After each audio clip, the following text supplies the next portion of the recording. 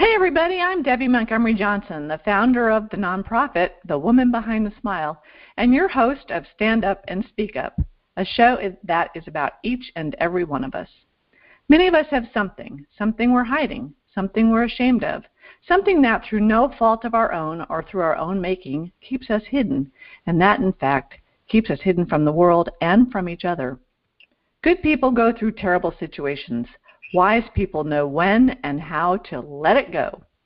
Everything that happens to us helps us grow, and while it may be hard to see it right away, the most important thing to do is to change your perception about your circumstances. Stand Up and Speak Up features ordinary people who've been through extraordinary situations and struggles and found the courage to step out from behind their smiles and speak up about their experiences and the lessons gleaned from those experiences. Today is going to be something special. I've always been told to be flexible, to have fun, and just go with what happens. And my special guest is not here, but that's okay. We've got something in store for you today because you did what? You did the unthinkable, which may have given your life a different direction. And that's what we're going to talk about today, because as I was preparing for my show, as I always do, I go onto YouTube and I find, videos that my guests have done. And my guest, Christy Rutherford, she will be back. Christy is one of those people that come and go in your life, and they just have such extraordinary energy. But when I was listening to her video this morning, one that she was talking to she's a former Coast Guard officer, but she was talking to a group of Coast Guard folks, and so she was using the military lingo, which I understood. But she was talking about how she got so burned out with what she was doing and bullied in many spots, and we'll hear more about that story. But I was thinking about our lives, and what have we done in our lives that we ourselves might have said, "You did what?" Or we ourselves might have listened to someone say to us, "You did what? And why did you do that?" And then we start questioning, why do we do things? And do we beat ourselves up over them or not? Or do we just do them because we will do them? So I challenge you guys today that are listening to sit down for a minute and write 5 things that you have done that you yourself said, "Why am I doing this?" Or "I did what?" And just think about, why did you do them, and what's the effect it had on your life? And then on a separate list, the same things that you said, "Why did I do this?" or "I did what?" What did other people say about it? And did you listen to yourself when you did them, or did you listen to other people? And I'm thinking, if you listen to other people, you probably didn't do them. And that's the thing. How can we live authentically and unapologetically with the things that we've done in our lives? And I started to laugh because some of the things that I've done that I said, "You did what?" came after big life traumas or changes, specifically when my husband, when Lou,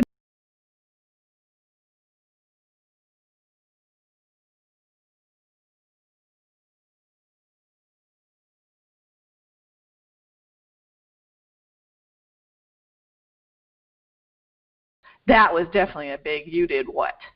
And I've learned a lot from that. But the one thing that we did a year after, that my daughter Jenny and I did a year after Lou died, is we went skydiving together. And although I had been in the Air Force, I never jumped out of a perfectly good airplane like one of my pilot friends described that adventure as. But it was something that Jenny and I chose to do together, and it was such a liberating, bonding, incredible experience that put me so out of my comfort zone that I've done it 3 times. And it just makes me laugh to think about it, because when I got pushed out of that plane, of course I had a guy strapped to my back, which was comforting. I screamed at 5,000 feet down, or however far it was. I think we went up 10,000 that time. We went screaming down 5,000 feet, and I'll put pictures up when I do a video of this. And then we popped the parachute, and then it was silence. And it was so cool to look out at the Florida Everglades and some of the really expensive horse country homes that you never see from the ground.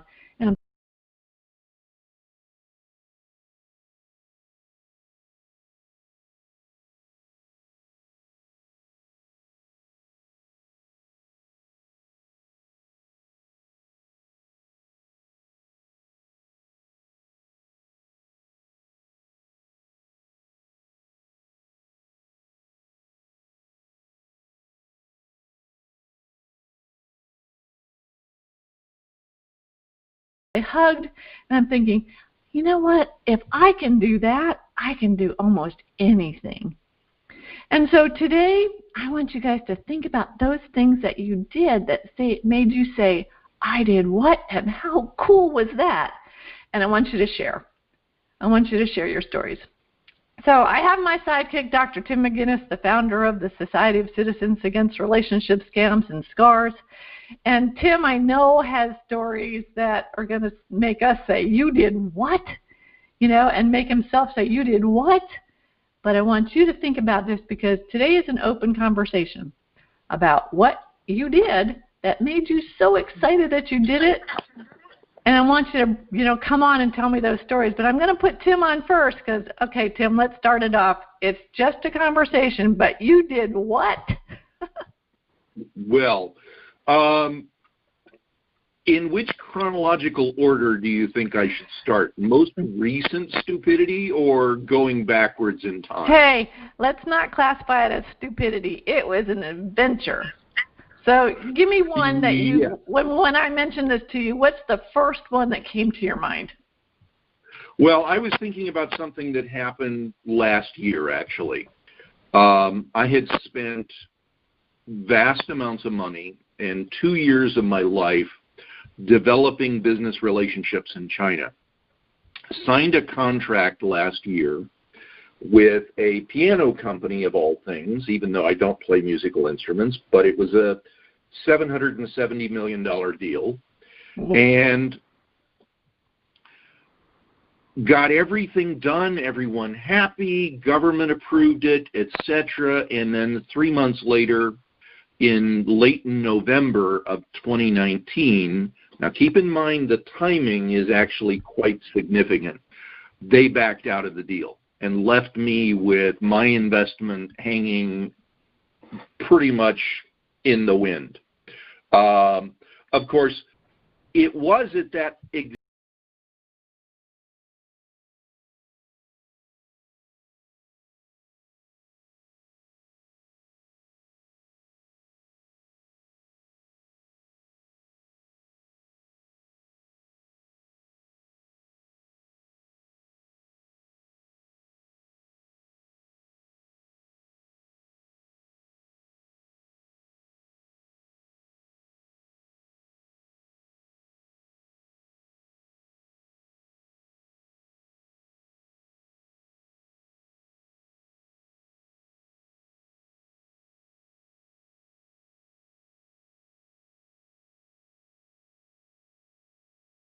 Paul and Bill, and I was a senior research engineer at Atari and one of the PC industry pioneers, and we licensed a piece of software from them. Their company was called Personal Software, and after passing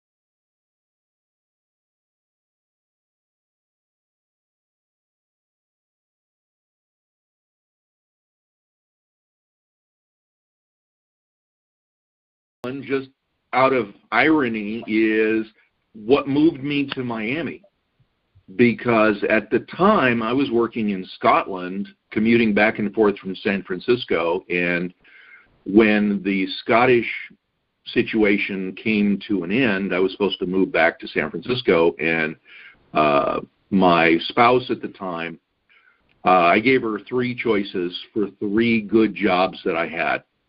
One for a company in Los Angeles, another for 3M Corporation in St. Paul, Minnesota, and one with a startup here in Miami. And I did the final interviews with all 3 companies in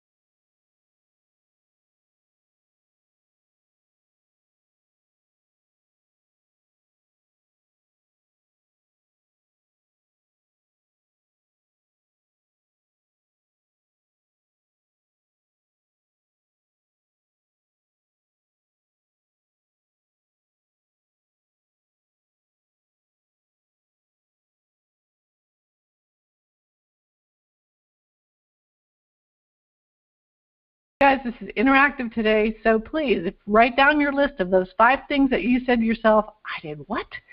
And let's hear a few. Okay, guys, maybe it's open to you. Maybe we should put somebody on the spot. Well, we're not going to Like put them on the Debbie. spot, but Deb's coming on. So, Deb, go ahead. What have you done that you said, I did what? So, really my life-changing activity started when I was in my late 40s, and I started riding a motorcycle. And my kids were in high school. My ex-husband, he always rode a motorcycle, but I had absolutely no interest. And then when our kids were older and I started riding on the back with him, I thought, this is kind of fun, but I want my own. And so it changed my life. I never went through an empty nest when our kids were gone. They'd say, Mom, you going to be home this weekend? Nope, I'm out riding. And I have ridden my motorcycle, well, 3 of them now. I've touched every lower 48 state on my motorcycle. And I've gone through, I did a solo trip through the desert of Arizona, California, up through Carson City, Nevada. That was probably one of my hardest trips. I took another trip. This was way back in my early days.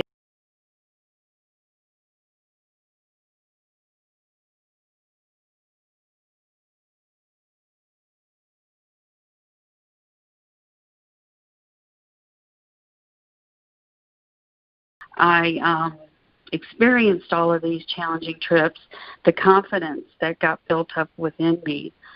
And although, I've built up all this confidence, I learned to take risks, Okay, I can do that. Unfortunately, I think that also had to do with my scam, because I felt like, just like in motorcycling, every time you tell people I ride a motorcycle, well, I know somebody that got in an accident, you shouldn't ride a motorcycle.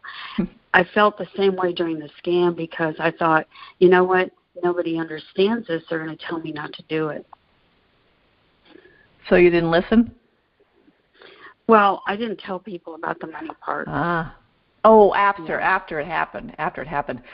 So when you started riding motorcycles, now your family kind of was used to it because your ex-husband did it. What did your friends say? Because I think on motorcycles, and I'm going, my husband had one too, and the best day of motorcycles for me with him was the day he got it and the day he got rid of it. And then I gave his helmet away.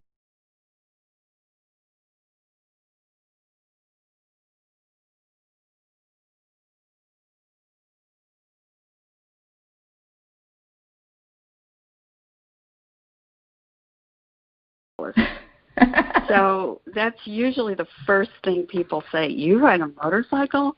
Because I don't look like, I don't have tattoos. I don't have, pure steering. I just don't look like a motorcyclist. I'm short.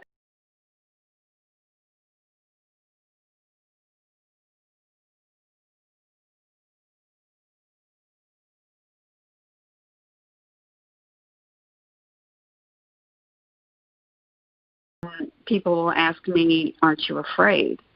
And and my friends too, especially when they know I'm going to go by myself, my non-motorcycle friends, aren't you afraid? And I'll tell them, I'll say, you know what, before the scam anyway, I've learned that this is actually a very beautiful country, and the people that I meet, which are mostly really good people, I meet at gas stations, and you kick up a great conversation with them. This country as a whole is full of beautiful people, and it's a beautiful country too.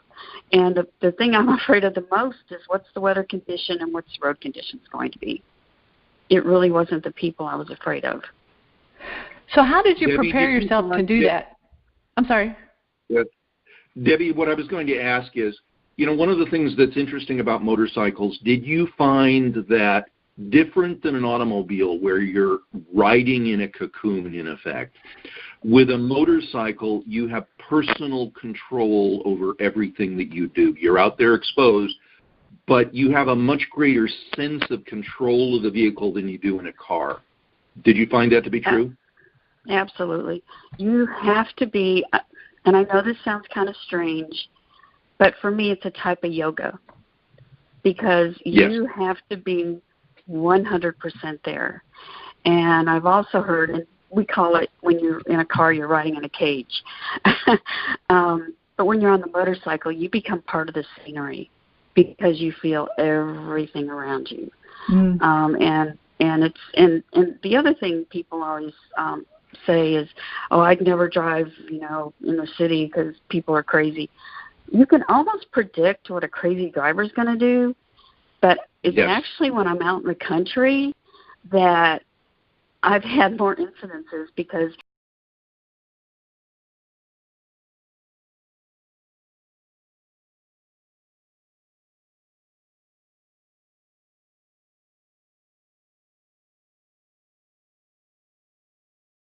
a big old, I think it was one of those turkey ball buzzards one time.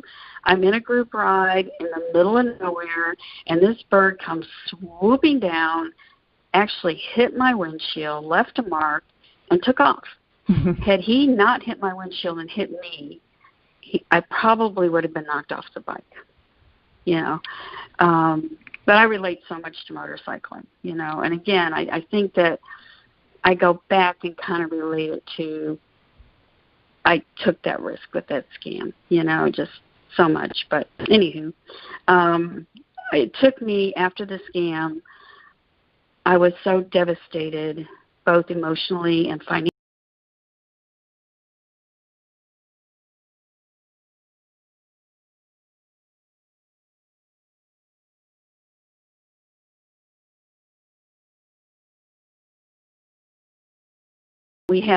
We're a riding group, and you get a charm for riding 10,000 miles within a year. And I ride at least 10,000 miles every year. Last year when my scam ended, for the first time ever, and I've been a motor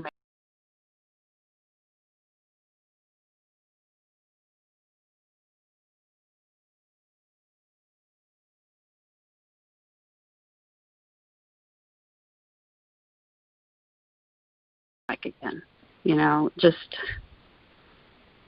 anyway. But they almost took my bike away because one of the loans that I took, I put my bike up for collateral. But I got that loan paid off for. It's finding your power, getting your power back, Deb. It's just getting that power back and getting out there and doing that thing because that makes you happy. That makes you shine. And that's your happy spot. We all have to find our happy spots.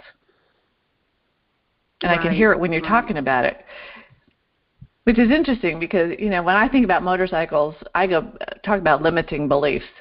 When I was a kid, I worked at a hospital as a candy striper.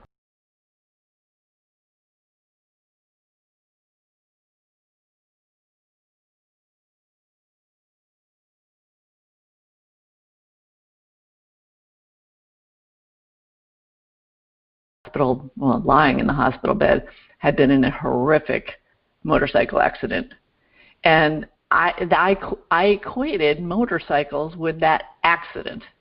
And who knows why, but even, when Lou got his, I'm thinking, you're going to have an accident, you're going to have an accident. I'm going to see you with pins in your legs. And like you said, if I had had a different experience with that as a child, I wouldn't think that because I've been on motor scooters in Bermuda and, around, and they're a blast. But I never experienced a motorcycle the way you have and the way a lot of my friends have, where it's more freedom and it's getting out there and being part of the, like you said, being part of the situation and being part of where you're at. It's really lovely. So get back out there and ride, Deb. Do it. I am. Plan for that 10,000 miles again. Get that 10,000 miles. Right. Well, I appreciate y'all listening to my passion. Because that's truly what it is. It's my passion. And I do need to get up on another call here. I'm sorry I'm going to have to cut it short today. That's okay. Thanks for being with us, and thanks for telling us what you did.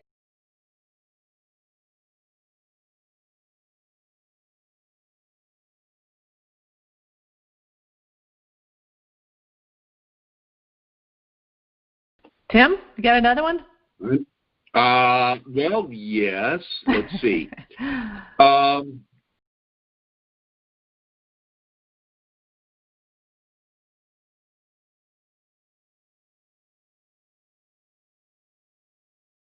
No, actually, when I joined the Air Force, it wasn't that, because I was at a transition period in a career where I'd been let go, or gently whatever, from a law firm, and I was looking to see either I go to law school or I do something completely different.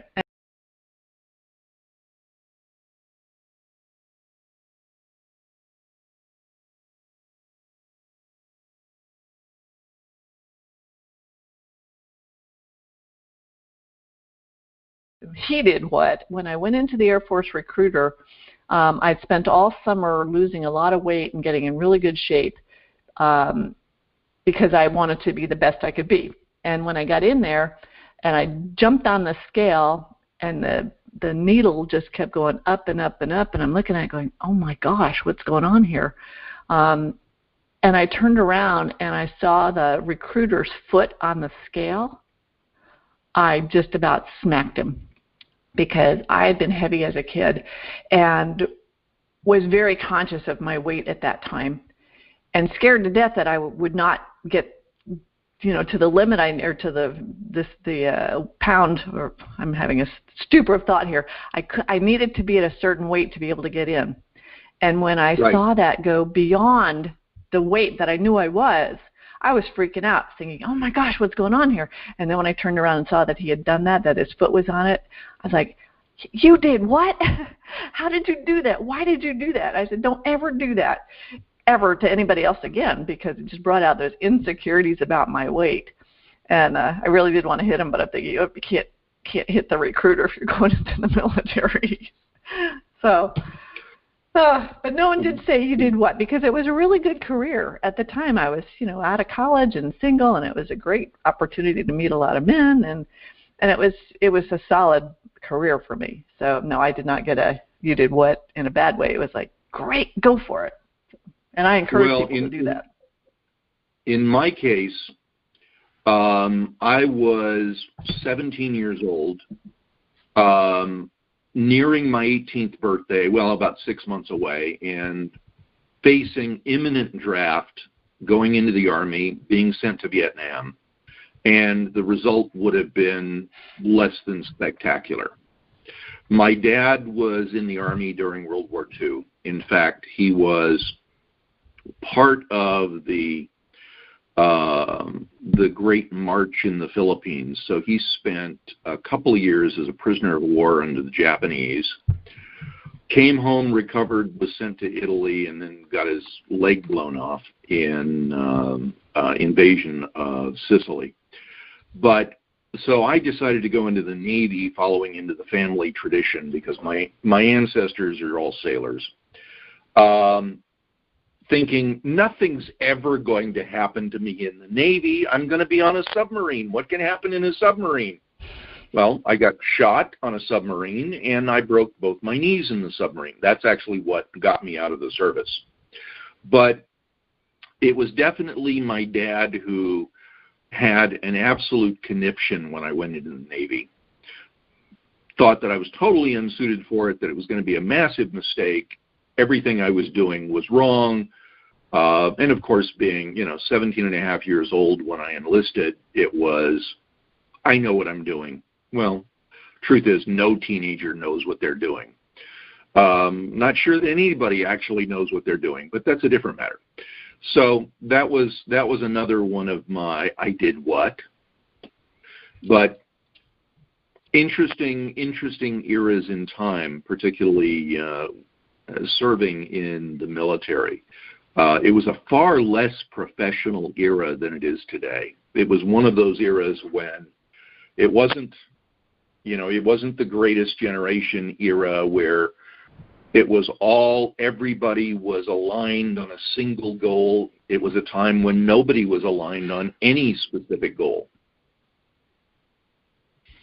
But we came through that, and I think from a military point of view, certainly the U.S. military has become infinitely more professionalized since that point in time.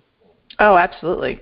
Well, I see that with my boys and their wives are active duty. My nephew's active duty. It's a way of life, and right now it appears to a lot of people that it's dangerous, and it is. But our kids are so well prepared for what they do, and my boys that are pilots love it. Yeah, but most people don't understand that it's only a very small percentage of the military that actually is put in harm's way. The Absolutely. Vast majority of it is supporting the infrastructure. What is it, 92% that support the 8% that go out onto the battlefield? Yeah, absolutely. It's a world of its own. It's got the bankers and the HR people, and I've got the pilots, but we've got the mechanics, and it is a true interesting way of life, and it's been in my family for generations. Yeah. But some people will say, you did what? And I actually have friends who, when they're kids, have chosen to go in the military. They'll call me up and they'll say, come and talk him out of it. Come and talk her out of it. I'm like, I'm not going to do that. It was a great way of life for me. And it's a great way to learn about who you are. And you get, change of, you go in and you go to boot camp or you go to OTS, the officer training school, and you do get a mindset change, but it's on purpose. Yes, that's what boot camp is for. Exactly, it's on purpose. And many kids, they need that mind change, to make them responsible adults. Go ahead. Now that we live in the world where we have a great deal of focus on helping to recognize high-risk behavior and helping individuals modify that, changing behaviors, etc. One of the areas that I've looked at is the boot camp experience and what it really is at its core. Has almost nothing to do with teaching people to march, shoot guns, jump out of planes. It's all about changing core fundamental behaviors so that people can survive on the battlefield, that they can trust their training, that they can trust people around them, that they know how to react at an instinctual level when in a high-risk situation that civilians don't generally perceive. What we're really talking about today is risk behaviors. And every area in our life that we could consider to be moderately safe is because we've developed behaviors to keep them safe. People spend months learning how to drive a car, but they don't spend a minute learning how to drive the internet. And the internet kills as well. And the same is true of most teenagers in their behaviors, whether it's in their relationships or anything else. They don't spend any time actually learning safe behaviors. It's all based upon emotional drivers and hormones, and the result is it's an impulse world. And unfortunately, we as adults carry much of that impulsiveness throughout our lives, whether it's poor choices in selecting jobs, or I hate to say it, in mates and spouses, or financial decisions, or in the case of scams, who we befriend online. There comes a point when you have to take stock of the risks that you've taken in your life, which is what this conversation is really all about, and realize that maybe not all of the risks that you have taken or are continuing to take are really appropriate, or it's not just safe. It's whether they're conscious, whether you're making them consciously, or whether they seem to be just happening and you go along for the ride. That's true, and I'm just sitting here thinking that we really, we think being on the internet because we're in the safety of our homes is safe, and we don't pay attention to what's really going on and the warning signs and the stranger danger. I mean, I was on an interview yesterday, and I was talking to women about being online, and I'm like, you look at these pictures, you think they're becoming your friends, and you just engage totally emotionally and many financially. And I said, they are strangers, and that's the you did what. We don't think about that when we're looking online. We see these pretty smiles and the activities these people appear to be engaged in, and think that, oh, they're just like me, and they're not. Let me give you an example. Have you ever looked at the logs on your Wi-Fi router? No. Okay. So almost everybody has a Wi-Fi router in their home. And this is a device that we either buy or we get it from our internet provider or our cable company or somebody that provides the Wi-Fi that we all connect to, that we all take for granted. It's the 800-pound gorilla in the room that none of us even see because it's a little black box and we don't give it a second thought. So when you look at the router logs, you might be horrified by what you see. And it's really easy to see it because if you know how to just log into your router, and many people do or did when it was first installed because they set up a Wi-Fi password. Mostly when they come, they are, a 32-character, extraordinarily strong randomized password. And a lot of people say, well, make it Ralph, my dog, or something that they can remember so that everybody, friends and family, can let anyone who wants log on to their Wi-Fi. So when you actually look at it, what you find is as much as you use it, there will be more strangers trying to log in and break into your Wi-Fi than you are actually using it. And one of the reasons why Wi-Fi sometimes becomes extraordinarily slow is some 14-year-old somewhere in the neighborhood trying to war dial your Wi-Fi router and figure out your passwords so that he can gain access to your devices on your Wi-Fi. Because once somebody's in your network, they're on your network. And they have actually the ability to listen to everything going on that's not encrypted from the device out to the network. That's why VPN actually is very useful, and why you have to make sure that you only visit websites that have the HTTPS, so everything from the browser is encrypted. But it is an example of a high-risk behavior that most people don't even know is high risk. I didn't know. So, Tim, I'm going to task you with writing something up here and putting it out on, even how to do that. Right. Well, it varies with the router. Being aware of it just means that you look at the documentation that came with each particular router, but it's pretty standardized. I'm not sure I even have that paperwork. That's the thing, There you go. You may not even know what the original system password is because you threw away the paperwork. Yep. Although usually it's printed on the side of the router. Right. So what a lot of people do is they tell their friends, oh, go look at the router and take a photograph of it so that you can remember it. So the reality is we live in a world of high complexity, high risk all the time. Look at our passwords. We all hate passwords with a passion. We'd like them all to be the same password for everything we do. And now we know that that's extraordinarily high risk, that we should have, in fact, separate passwords.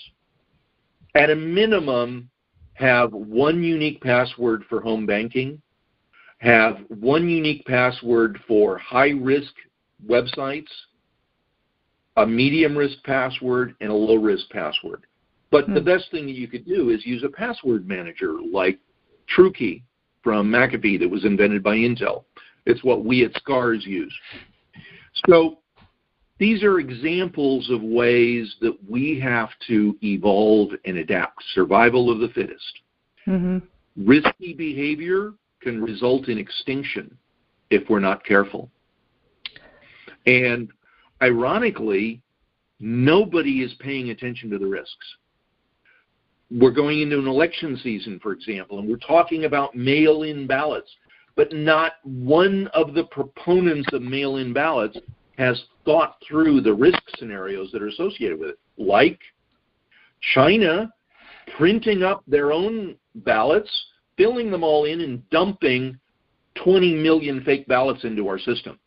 Nobody's even thought of that. Well, some have, but these are examples of the risks that we've allowed to become a part of our daily lives in a country, and it's so overwhelming that we just tune it out. Well, and it goes back to the trust word. And until we've been taken by somebody or scammed in some way, we trust inherently. After we get past the stranger danger of being kids, we trust, and especially online, when we're looking at people, we're engaging with people, they become our friends and we trust them. And that's when we get into trouble. They're not our friends. They're just a stranger, no different than some weird guy that we pass on the street. I'm putting friends in quotation marks. Yeah. Yeah, I know. Well, because when my kids say, "Well, this friend," and I'm like, "Does the friend have a name?" Because if the friend doesn't have a name, they're not a friend. They're a person that may take advantage of you, and they may be kind, but if they don't have a name when you're talking to me, then it's not a friend. One of the critical lessons that we all have to learn in the modern age is that trust is an active thing. It's something that we should, with deliberation and purpose, extend. It shouldn't be a passive thing that we just automatically assume trust that we give or trust that we think we're receiving. Well, that's true, because once it's broken, for me anyway, it's very difficult to get it back. It takes time and it takes deliberation, and it's not automatic. And that's the one thing the scam taught me. Right, but that's the way it actually should be. That you can extend a degree of trust, but when someone breaks your trust, it shouldn't be something that you just say, "Oh, well, it's fine." Well, but we've seen that, right? We've seen in the scam world that happens. The people that get taken more than once, they allow that trust, quote unquote, to be extended to someone else very quickly. And that's, I think, the education that we try to get out there is, be aware, beware and be aware that. Well, exactly. But it is an interesting thing when you look around at victims in general, specifically talking about scam victims, and we see the places that they are attracted to. Some of the places that they're attracted to are real organizations, but they're not actually involved in support and recovery. They're just talking about the words. They're educating, which is great if you're in scam avoidance mode. But unfortunately, victims don't understand the distinctions. And to a great extent, the same applies to the world of medicine. There are legitimate things that are beneficial. Certain vitamin supplements, absolutely. But the amount of quackery that's out there is off the chart. And the same is true in the world of scams, both from an educational point of view and from a support and recovery point of view. There's organizations out there that do education, but they don't know anything about providing real support or recovery. I was noticing one very prominent organization that is a public-private partnership, and they use the word support even in their domain name, but they actually don't provide any support. It's pure education. And when you go to their page for support, you see this word recovery, and there's a paragraph and two links. And one of the links goes to the Federal Trade Commission. They don't do anything in the way of support. Occasionally they'll do a press release about some act, etc. And they do some avoidance education, but it's all governmentalized and mostly something that you could never assimilate well. And the other link was just to a list of the common types of scam. That's not recovery. Yeah. And there are these anti-scam groups that people go to that are either created by amateurs, victims who, sorry to say, believe that because they were a scam, they actually know something about both the victimology and the criminology of cyber criminals, and they don't. And it's all about driving their own desires and motivations for revenge, or worse, they're pages created by or groups created by the scammers themselves as a way of re-victimizing people. Trust is this astonishing thing that after you've been scammed, you have to be incredibly stingy about it and not grant it to anybody passively. Yet we see this all the time, and we see this everywhere in society. You know, I think back to the books of Mark Twain, for example, which, having a more normalized education, I actually read in school. And, you know, you think about the books like Tom Sawyer and the others about how people treated each other with healthy skepticism, and people had to prove their trust in most of those stories.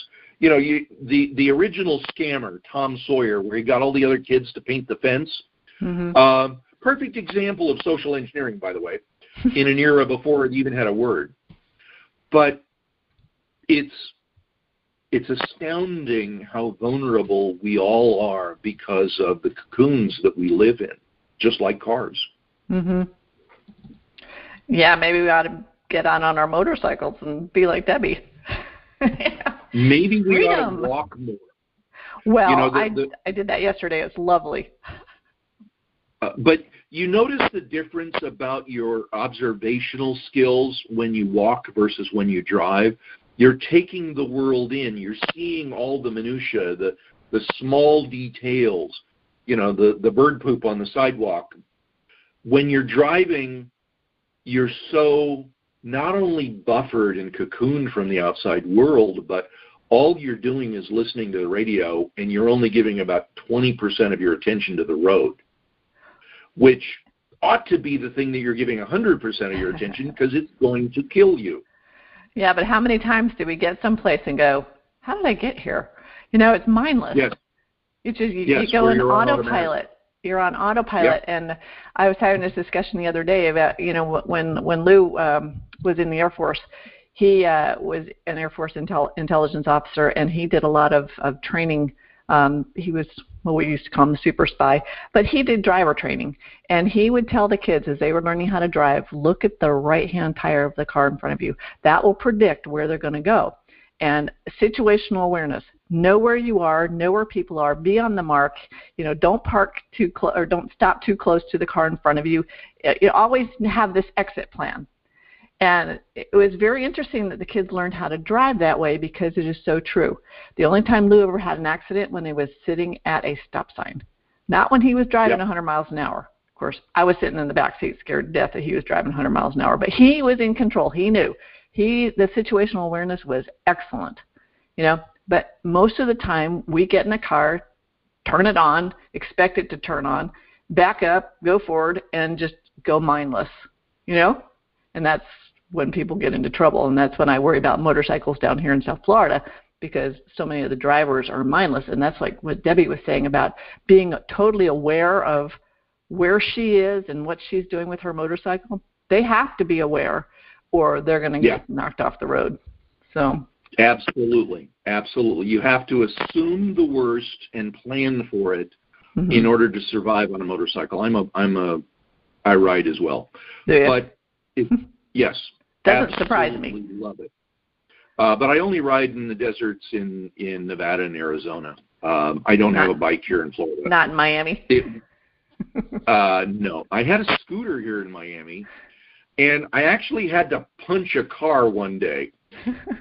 I'm going through an intersection in South Miami, and I'm stopped at the stop sign at the traffic light, and I have a green light.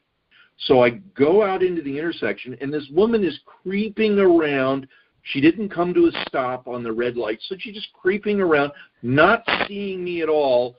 and is within inches of hitting me, and I punch her truck. I put a big dent in it, actually. And she's really upset. But she'd have been a lot more upset, and so would have I if she'd hit me. Yeah, absolutely. Absolutely. Well, sometimes we just have to get out of it. I was just going to say, the police officer that came gave her a ticket, didn't give me a ticket for hitting her car. He thought it was incredibly funny. I bet he did. It's funny. But sometimes we just have to do those things that people will say, you did what? You know, and Tim, I appreciate your time today. We're going to cut it off a little bit short today. But, you know, let's get out there and become uncomfortable for just a moment.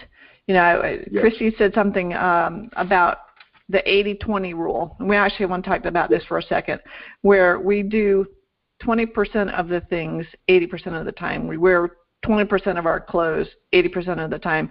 And I started to laugh this morning because when I do the show, I typically put on the same blouse because it makes me feel like, you know, this is my show blouse. And this morning I said, change it up, put on something different and go in a different direction.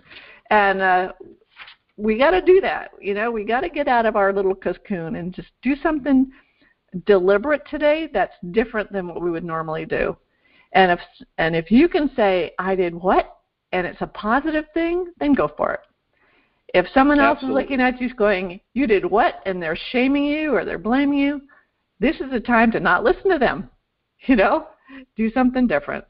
So, absolutely. Guess what? My guest just sent me a message. And it's funny. It's a 4-letter word beginning with S, and it's not spelled S-H-I. It's S-H-Y. So bless her heart, we're going to have to bring her back on another time because she's a hoot. So in preparation for Christy coming on our show next time, I want you to go Google her or look on YouTube for Christy Rutherford, the Vision Finder. She is a hoot, and we will have her back on as a guest because you need to hear what she did and how it changed her life and how it changed her family's life and how she's changing women's lives around the world for good. So, Tim, thank you so much for being my sidekick today, for talking about things that we've done, because I know it's going to make a difference in the world. We're going to get out there and we're going to live unapologetically and authentically and trust people that we know, love, and know. I'm going to bring that back there twice. Know, love, or know, like, and know. Really know. And get out there and do something for the good. So, Tim, thanks again for being here. Appreciate you. Very welcome. Thank you to the folks and for anybody who wants to learn about scams and learn about scars, visit againstscams.org. And if you want to report a scam, go to anyscam.com. We're here to help. Absolutely. And, Tim, I want you to put something out about the router because I don't know how to look at the log and my log. And I'm very careful about where I go online. But you never, like you said, you never know who's getting into your Wi-Fi because I did change my password.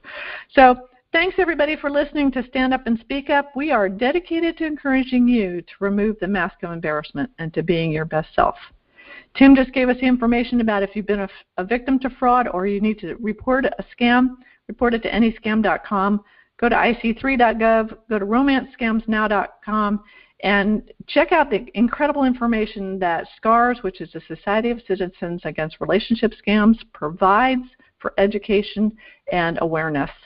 I want to thank everybody for being here on Stand Up and Speak Up. Join us every Thursday at 9 a.m. for another edition.